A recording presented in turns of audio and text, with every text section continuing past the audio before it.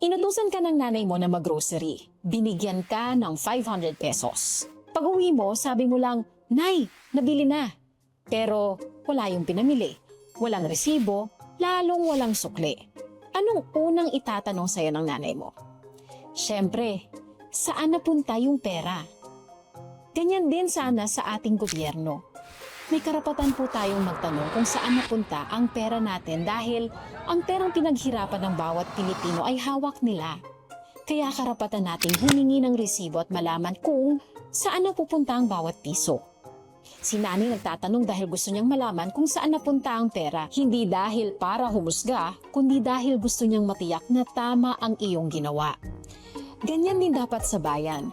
Ang pagtatanong ay hindi kawalang galang, kundi tanda ng malasakit at pakialam.